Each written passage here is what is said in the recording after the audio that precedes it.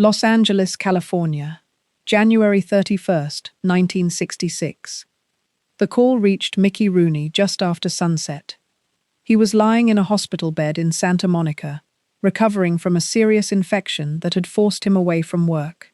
For a man who had spent nearly 4 decades in motion, moving from movie set to movie set, stage to stage, city to city, the enforced stillness felt unnatural. Visitors came and went. Nurses checked on him. Friends called with well wishes. It seemed like another ordinary evening in the life of a veteran Hollywood star. Then the telephone rang again. This time, the conversation lasted only a few moments. By the time Rooney lowered the receiver, everything had changed. Police officers had arrived at his home in Brentwood.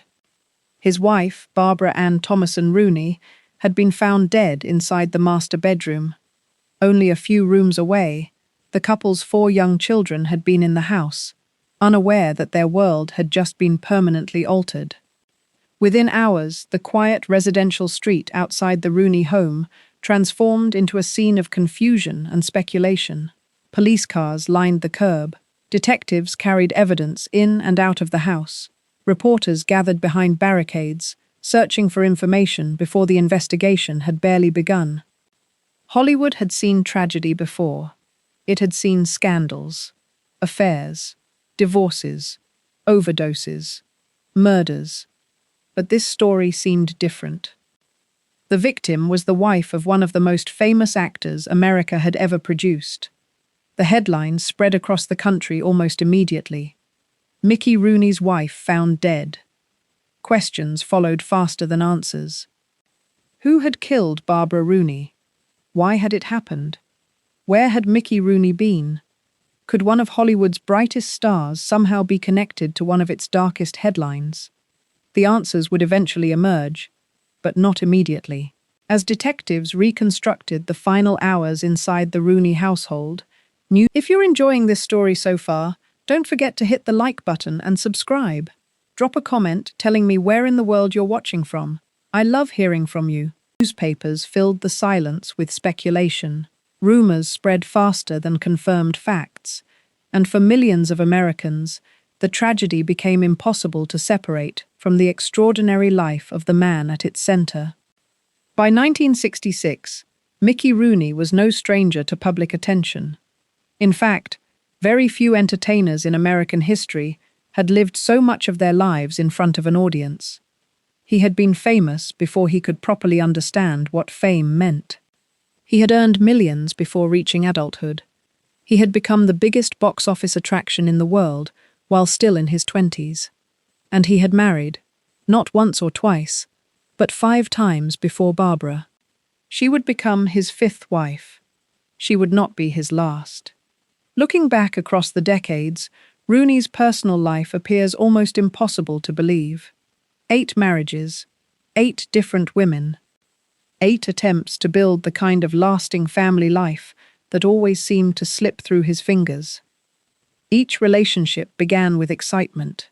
Each promised a fresh start. Most ended in disappointment, heartbreak, or public embarrassment. For journalists, the weddings became recurring headlines.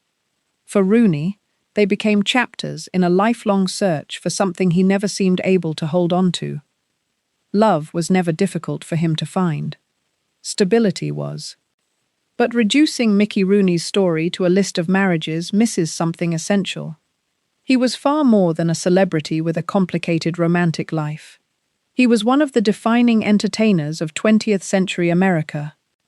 At the height of his career, he was not merely successful. He was the biggest movie star in the world. Long before Marilyn Monroe became a global icon, before Elizabeth Taylor dominated magazine covers, before Elvis Presley transformed popular music, there was Mickey Rooney. Between 1939 and 1941, he ranked as Hollywood's highest box office attraction, earning more money for Metro-Goldwyn-Mayer than almost any actor in the studio's history. His films reached audiences across America at a time when millions escaped the hardships of the Great Depression by sitting together inside dark movie theaters, searching for optimism on the screen. Rooney supplied it. His smile appeared effortless. His energy seemed endless. His characters represented optimism, confidence, and youthful determination. To audiences, he looked like the ideal American son. Behind the cameras, however, life rarely resembled the carefully constructed image sold by the studio. Hollywood in the 1930s and 1940s operated like a carefully controlled machine. Actors signed long-term contracts. Studios managed their careers. Publicists shaped newspaper stories. Executives approved romances, discouraged others, and sometimes attempted to hide marriages altogether if they believed the truth might damage ticket sales. Few people understood that system better than Louis B. Mayer, the powerful head of MGM. He knew audiences did not simply buy movie tickets. They bought dreams. If Mickey Rooney appeared wholesome on screen, audiences wanted to believe he remained wholesome away from it. Reality proved considerably more complicated. Away from movie sets, Rooney enjoyed expensive restaurants, horse racing, nightlife, and the constant excitement that accompanied fame. Friends later described him as energetic almost beyond reason, a man who seemed incapable of remaining still for very long. He loved conversation. He loved attention. He loved people. Most of all, he loved falling in love. Or perhaps more accurately, he loved the beginning of love, the pursuit, the excitement, the certainty that this relationship would somehow succeed where the previous one had failed. That optimism never seemed to disappear, even after repeated disappointments. It would become one of the defining patterns of his life. Yet none of that could have been predicted during his childhood. Long before the premieres, before the Academy Awards, before the magazine covers and tabloid headlines, there was simply a little boy named Joseph Ewell, Jr. He was born on September 23, 1920, in Brooklyn, New York, into a family where performing was not merely a profession but a way of life. His parents were vaudeville entertainers. The theatre served as both workplace and second home. Instead of spending evenings around a family dinner table, Joseph spent them backstage, watching actors prepare for performances, while audiences gradually filled the seats beyond the curtain. By the time many children spoke their first complete sentences, he had already stepped onto a stage. According to family accounts repeated throughout his career, he first appeared before an audience when he was only 17 months old, carried into one of his parents' comedy routines as part of the act. Whether the story grew slightly in the retelling hardly mattered. The important fact remained. Entertainment entered his life before memory itself. Childhood and performance became impossible to separate. The stage taught him confidence. It also taught him instability.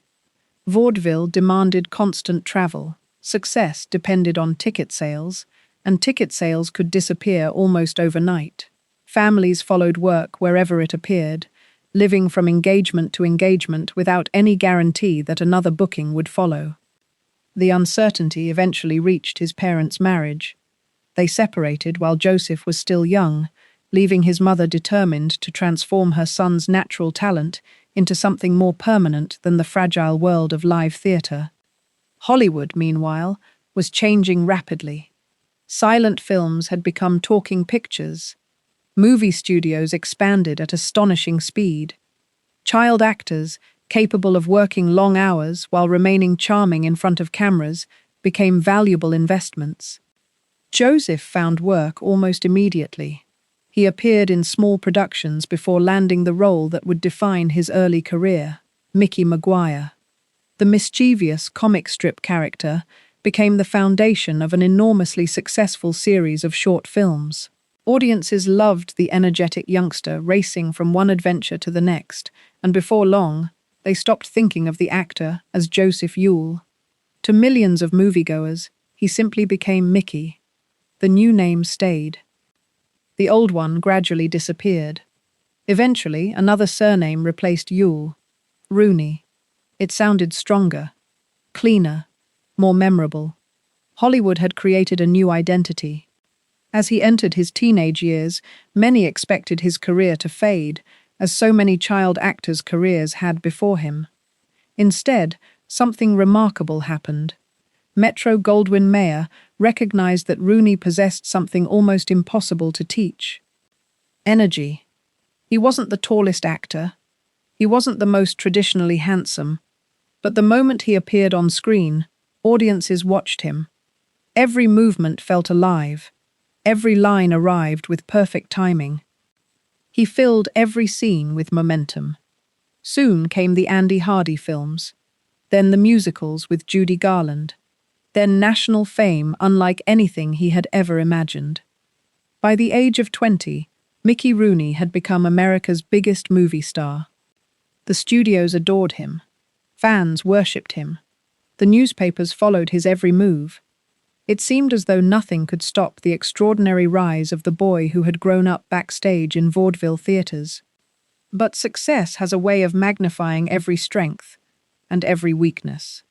The same restless energy that made Rooney unforgettable on screen would soon reshape his private life in ways neither he nor Hollywood could control.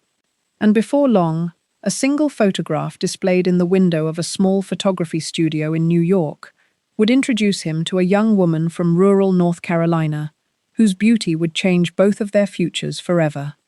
Her name was Ava Gardner. She would become Mickey Rooney's first wife, and she would unknowingly begin a pattern that would define the rest of his life.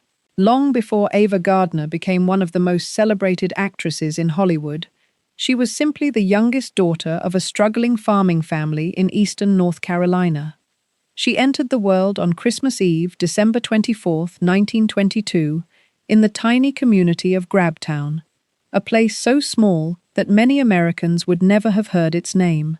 The Gardners lived a quiet, difficult life, built around tobacco fields and hard physical labor. Her father, Jonas Gardner, worked as a tenant farmer, while her mother, Mary Elizabeth Baker Gardner, cared for their large family. There was little reason to imagine that one of their children would someday become an international movie star. The Great Depression made life even harder. Like countless farming families across the South, the Gardners struggled to survive as agricultural prices collapsed and opportunities disappeared. Eventually, they lost their land. The family moved repeatedly in search of work, and Ava spent much of her childhood adapting to new surroundings rather than dreaming about Hollywood. Years later, she would admit that she had never imagined becoming an actress. Movies were entertainment. Hollywood belonged to other people.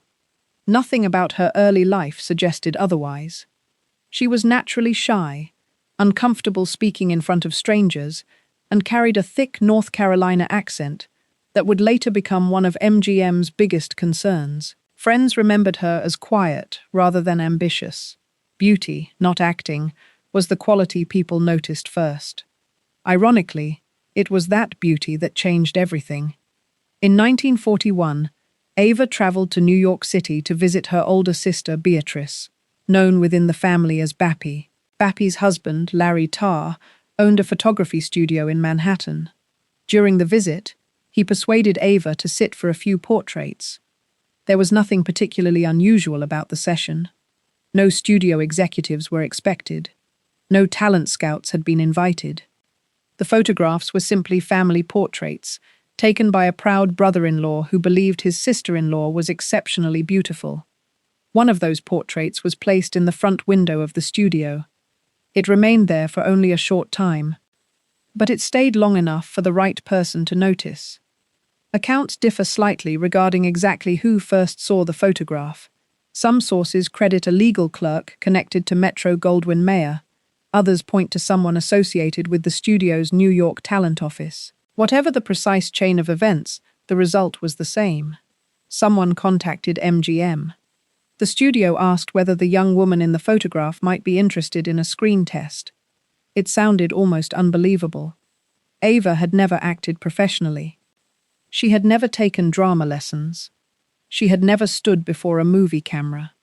Yet within months, she found herself traveling across the country to Los Angeles. Hollywood had discovered one of its future legends almost entirely by accident. The screen test did not go smoothly.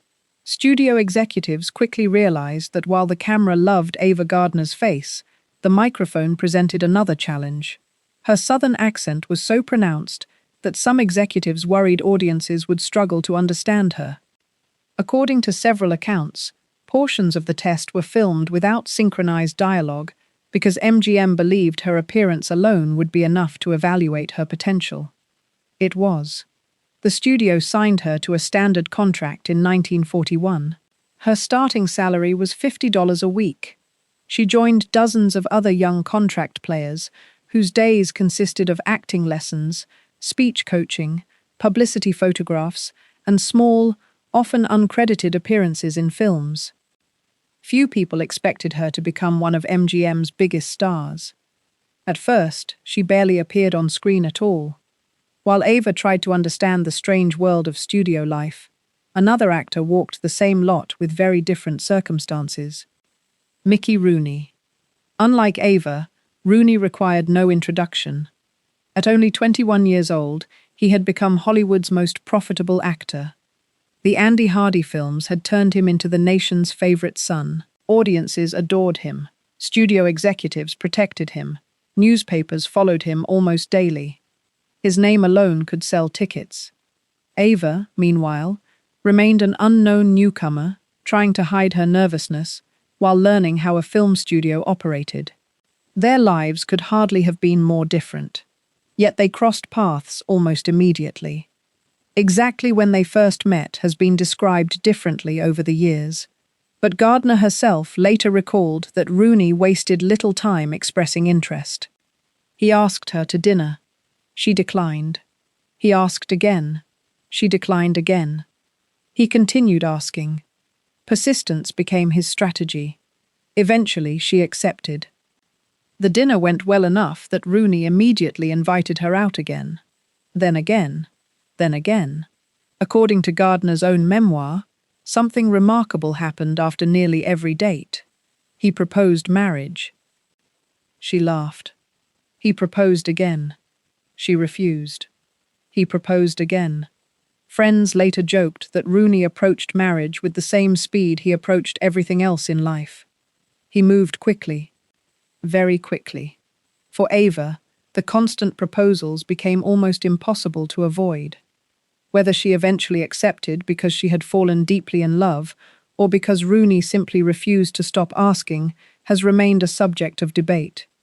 Gardner herself suggested that persistence played a significant role. She finally said yes. The decision created immediate concern inside MGM. For Louis B. Mayer, the issue had very little to do with romance. It was business. The Andy Hardy films depended upon Rooney representing wholesome American youth. Millions of teenage girls admired him. Parents trusted him. A married Mickey Rooney threatened that carefully constructed image. Executives worried audiences might lose interest if their youthful idol suddenly appeared settled into domestic life. Mayer could not legally prevent the marriage. He could, however, control how it happened. The solution reflected the extraordinary influence Hollywood studios exercised over their contract stars during the 1940s. Rather than allowing a large public ceremony certain to attract reporters, MGM quietly arranged something much smaller. On January 10, 1942, Mickey Rooney and Ava Gardner were married in Ballard, California, a small farming community chosen largely because journalists were unlikely to be waiting outside the church. The ceremony itself reflected the studio's desire for privacy. Only a handful of people attended. Ava's sister Bappy was present. Rooney's parents attended. So did Rooney's longtime publicist, whose responsibility extended well beyond congratulations. He was there to help manage publicity, before publicity managed itself. The wedding looked nothing like the celebration Ava had imagined. She had dreamed of a traditional ceremony, a white wedding dress, family, friends, music. Instead, she wore a tailored blue suit. Years later, she admitted that although she accepted the compromise at the time, disappointment never completely disappeared. She felt as though her own wedding had become another studio production, organized according to business priorities rather than personal happiness. The newspapers learned about the marriage almost immediately anyway. The following morning, headlines announced that America's biggest young movie star had secretly married an unknown actress. For MGM, the effort to hide the wedding had achieved only limited success. For Rooney and Gardner, however, the publicity hardly mattered. They were newly married. The future still appeared full of promise. They celebrated with a honeymoon at the Del Monte Hotel on California's Monterey Peninsula before returning to Los Angeles. Reality arrived quickly. Their courtship had moved at extraordinary speed. Marriage unfolded the same way. Rooney loved excitement. Nightclubs, friends, parties. The fast pace that had fueled his career rarely slowed once he returned home. Gardner, meanwhile, remained uncertain of her place within Hollywood. She was still trying to establish herself professionally while adjusting to life beside one of the world's most recognizable entertainers. The differences between them became increasingly difficult to ignore. Rooney had grown up surrounded by applause and attention. Ava had grown up in quiet rural communities where privacy was normal. He enjoyed constant social activity. She often preferred smaller gatherings. Most damaging of all were the allegations of infidelity that would later dominate both of their recollections. Neither attempted to portray the marriage as a great romance destroyed by outside forces. Instead, both suggested that Rooney's inability to remain faithful had steadily undermined any chance of building lasting trust. Years later, Gardner spoke with unusual bluntness when discussing her first marriage. She believed they had simply been too young, too different, too rushed. The marriage lasted barely 16 months. In May 1943, Ava Gardner filed for divorce. She was only 20 years old. Mickey Rooney had already become divorced before reaching his 23rd birthday. Neither of them could have known it then, but the separation would affect their futures in dramatically different ways. For Ava Gardner, divorce marked the beginning of an extraordinary rise. Over the next decade, she would transform from an inexperienced contract player into one of Hollywood's defining stars, appearing in films such as The Killers, Mogambo, and The Barefoot Contessa. She would later marry bandleader Artie Shaw, then Frank Sinatra, becoming one of the most photographed women in the world. For Mickey Rooney, however, the end of his first marriage became something else entirely. Not a lesson. Not a warning. A pattern. Within months, America was at war. Rooney exchanged movie costumes for an army uniform, entertaining soldiers across military bases as part of the war effort. It was during one of those assignments that he attended a social gathering in Birmingham, Alabama. There he met a 17-year-old girl named Betty Jane Rase. He had known her for less than 2 weeks, before asking her to become his second wife. If you're hooked on this story, make sure to subscribe and turn on notifications so you never miss an upload. Your support means everything and helps me bring you more emotional stories like this one. By the autumn of 1944, Mickey Rooney's life looked very different from the one America had known only a few years earlier. The bright lights of MGM had given way to military barracks. Studio premieres had been replaced by army trains. Instead of performing for movie audiences packed into elegant theaters, Rooney now stood on temporary stages before thousands of young servicemen preparing to leave for battle. The United States had entered the Second World War after the attack on Pearl Harbor in December 1941, and like many of Hollywood's biggest stars, Rooney answered the call to serve. He enlisted in the United States Army in 1944. Although his eyesight prevented him from serving in frontline combat, the Army quickly recognized that one of the country's most famous entertainers could contribute in another important way. Rooney joined the Special Services Division, whose mission was to keep morale high among American troops stationed across the country and overseas. It was demanding work. For months at a time, he traveled almost constantly, performing comedy routines, singing, acting in variety shows, and visiting military hospitals where wounded soldiers were recovering. Many of the young men watching him had grown up with the Andy Hardy films. To them, Mickey Rooney represented a small piece of home, a reminder of a world that still existed beyond battlefields and military camps.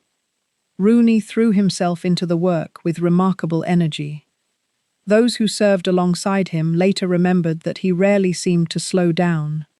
He would perform several shows in a single day, greet hundreds of soldiers afterward, then board another train for the next assignment. The schedule was exhausting, but constant movement had always suited him. He had lived that way since childhood. It was during one of these military tours that fate intervened once again. In the summer of 1944, Rooney traveled to Birmingham, Alabama, where local civic leaders organized a reception following one of his performances. Among those attending the gathering was a quiet 17-year-old high school student named Betty Jane Rase. Unlike the actresses and socialites who usually surrounded Hollywood stars, Betty Jane had lived a relatively ordinary life. She came from a respectable Alabama family and had little experience with the glamorous world of motion pictures. To her friends, Mickey Rooney was someone they had watched on movie screens for years, not someone they expected to meet in person. Yet celebrity has a way of collapsing distance. Rooney noticed her almost immediately. Exactly what first attracted him remains uncertain. Some remembered her youthful appearance and reserved personality. Others believed Rooney simply enjoyed the excitement of new romance, wherever he happened to find it. Whatever the reason, he made certain they were introduced. The conversation lasted longer than expected. Before the evening ended, Rooney had already arranged to see her again. For anyone who knew his history, the speed came as no surprise. He had courted Ava Gardner with astonishing persistence. Now the pattern began repeating itself. Over the following days, Rooney spent nearly every free moment he could with Betty Jane between military obligations. Friends later recalled that he appeared completely captivated. He showered her with attention. He spoke confidently about the future, and almost immediately he began discussing marriage. The relationship developed at breathtaking speed. By the standards of the 1940s, whirlwind romances were hardly unusual. The uncertainty of wartime encouraged many young couples to marry quickly, fearing that deployment overseas might separate them indefinitely. Thousands of servicemen married after only brief courtships. Still, Rooney's situation stood apart. This would already be his second marriage. His first had ended only the previous year. Betty Jane herself was still a teenager. Many people around them urged caution. Rooney paid little attention. On September 1, 1944, after knowing one another for less than 2 weeks, Mickey Rooney and Betty Jane Rase were married. He was 23 years old. She was 17. The ceremony attracted considerable newspaper coverage. America remained fascinated by Rooney. Although military service had softened his public image, he was still one of the country's most recognizable entertainers. Photographs of the smiling couple appeared in newspapers across the nation. The headlines described another wartime love story. A famous actor, a young Southern bride, a wedding before duty called once again. To readers, it seemed almost romantic. Behind the headlines, however, reality proved more complicated. Rooney soon returned to his military responsibilities. Like countless wartime couples, husband and wife spent long periods apart. Letters replaced conversations. Brief visits replaced ordinary family routines. Marriage under such circumstances demanded patience. Patience had never been Rooney's strongest quality. When the war finally ended in 1945, millions of American servicemen returned home, expecting to rebuild the lives they had placed on hold. Rooney did the same. But Hollywood had changed while he was away. The entertainment industry that welcomed him back was not the one he had left. The Andy Hardy films that had once dominated the box office no longer carried the same appeal. America itself had changed. Young audiences who had adored Rooney before the war were growing older. Returning veterans wanted different stories. Studios searched for new stars capable of representing a changing nation. Rooney remained famous, but he was no longer untouchable. For the first time since childhood, his career showed signs of slowing. The transition proved difficult. Rooney had spent most of his life as Hollywood's golden boy. Now he found himself competing against younger faces while trying to reinvent his career. The pressure affected nearly every aspect of his life. He accepted new roles. He explored stage performances. He searched constantly for the next success. At home, meanwhile, Betty Jane faced a different challenge. She had married one of the busiest entertainers in America. His schedule remained relentless. Long days on film sets often turned into evenings at restaurants, racetracks, or nightclubs. Friends frequently described Rooney as someone who seemed incapable of relaxing quietly at home. He loved people. He loved excitement. He loved movement. Domestic routine rarely held his attention for long. Despite these difficulties, the marriage brought moments of genuine happiness. The couple welcomed 2 sons. Their first, Mickey Rooney Jr., was born in 1945. Their second son, Timothy Rooney, followed 2 years later. Fatherhood appeared to reveal another side of Rooney. Photographs from the period often showed him smiling proudly beside his young children. For a time, many believed marriage had finally settled him. The optimism did not last. Professional uncertainty, combined with personal restlessness, created increasing tension inside the household. Financially, Rooney still earned impressive sums, but his spending habits often exceeded even his substantial income. He enjoyed expensive homes, luxury automobiles, horse racing, nightlife. Friends later observed that money seemed to leave his hands almost as quickly as it arrived. He lived as though success would continue forever. Hollywood rarely grants such guarantees. The marriage gradually began to deteriorate. Although neither Rooney nor Betty Jane publicly detailed every disagreement, those close to them later described a relationship increasingly marked by separation, arguments, and incompatible expectations.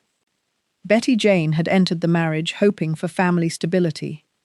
Rooney continued chasing the excitement that had defined his life since adolescence. Once again, allegations of infidelity surrounded the relationship.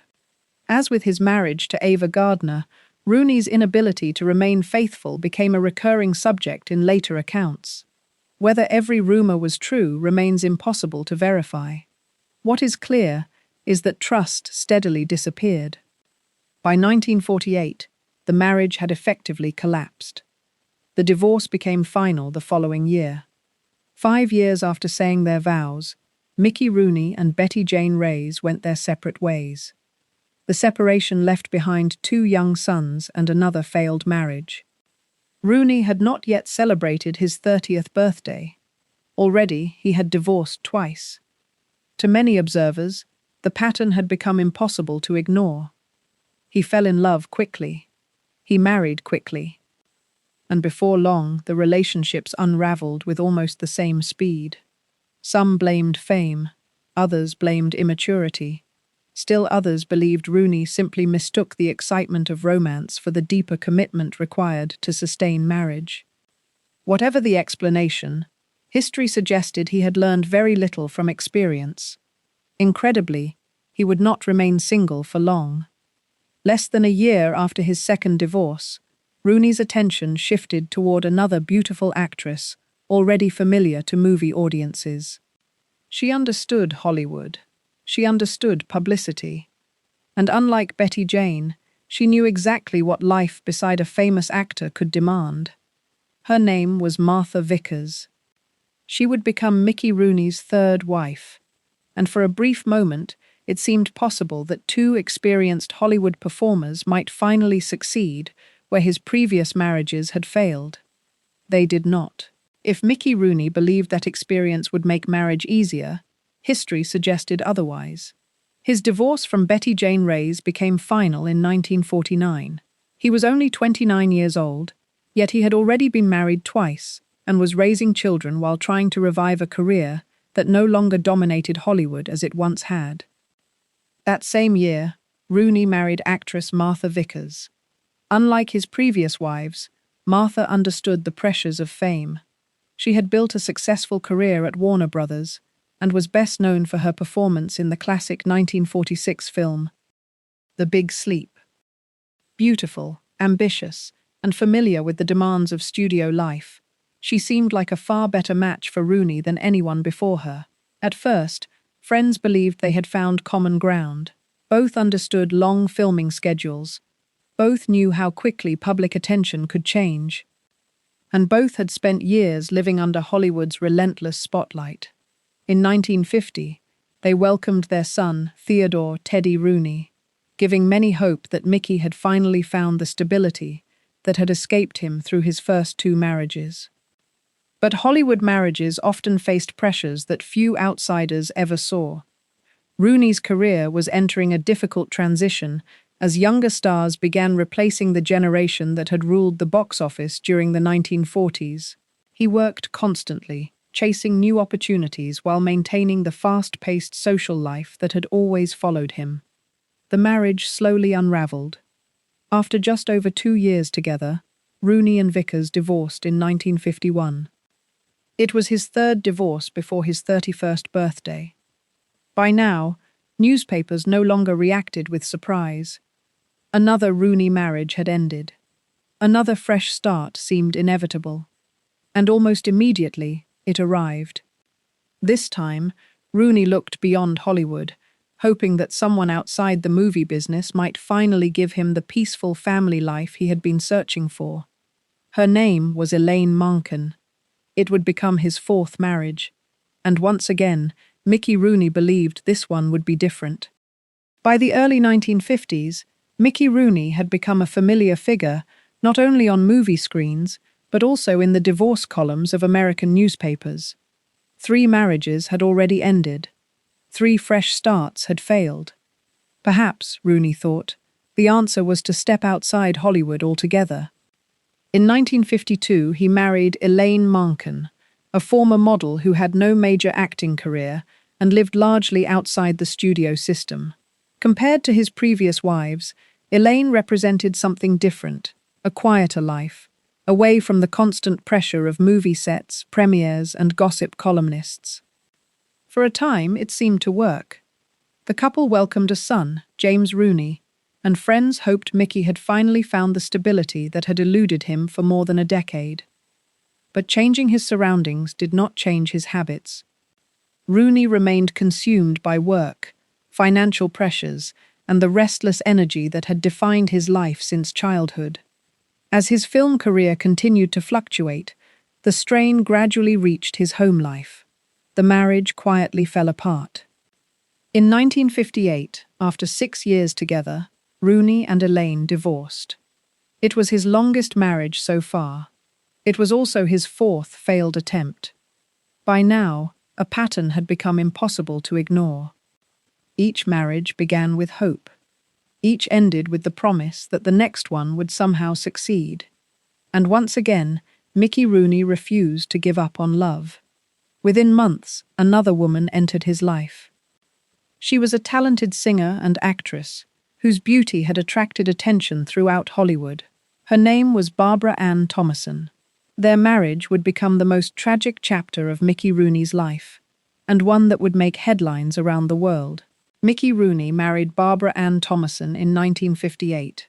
Known professionally as Barbara Ann Thomason, she had worked as a singer and actress, and together they appeared to build the family life Rooney had spent years searching for. Over the next several years, they welcomed 4 children, and for a time the marriage seemed more stable than many of the ones before it. But behind the scenes, serious problems were developing. By the mid-1960s, the couple's relationship had become increasingly strained. Rooney's demanding career kept him away from home for long periods, while Barbara had become close to a man named Milos, a young actor and bodyguard originally from Yugoslavia, who had entered their lives through Hollywood circles. Then, on January 31st, 1966, everything changed. Rooney was in a Santa Monica hospital recovering from an illness when police arrived at his Brentwood home. Inside the master bedroom, they discovered the bodies of Barbara Ann Thomason and Milos. Investigators quickly concluded that Milos had shot Barbara before turning the gun on himself, in what authorities ruled a murder-suicide. The shocking case dominated newspaper headlines across the country. For Rooney, the tragedy was devastating. Not only had he lost his wife, but 4 young children had also lost their mother overnight. Although Rooney was never considered a suspect, he had been hospitalized when the shooting occurred. The event became one of the darkest moments of his life and permanently attached his name to one of Hollywood's most tragic stories. The loss left emotional scars that would never fully disappear. Yet, as astonishing as it seemed, Mickey Rooney still believed he could find happiness again. Within a year, he would marry for the 6th time. Her name was Carolyn Mitchell, and once again, he hoped this marriage would succeed where all the others had failed. Mickey Rooney married Barbara Ann Thomason in 1958.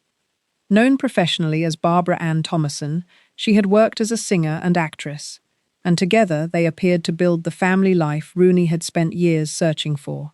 Over the next several years, they welcomed 4 children, and for a time, the marriage seemed more stable than many of the ones before it. But behind the scenes, serious problems were developing. By the mid-1960s, the couple's relationship had become increasingly strained. Rooney's demanding career kept him away from home for long periods, while Barbara had become close to a man named Milos, a young actor and bodyguard originally from Yugoslavia who had entered their lives through Hollywood circles. Then, on January 31st, 1966, everything changed. Rooney was in a Santa Monica hospital recovering from an illness when police arrived at his Brentwood home. Inside the master bedroom, they discovered the bodies of Barbara Ann Thomason and Milos. Investigators quickly concluded that Milos had shot Barbara before turning the gun on himself in what authorities ruled a murder-suicide. The shocking case dominated newspaper headlines across the country. For Rooney, the tragedy was devastating. Not only had he lost his wife, but 4 young children had also lost their mother overnight. Although Rooney was never considered a suspect, he had been hospitalized when the shooting occurred. The event became one of the darkest moments of his life and permanently attached his name to one of Hollywood's most tragic stories. The loss left emotional scars that would never fully disappear.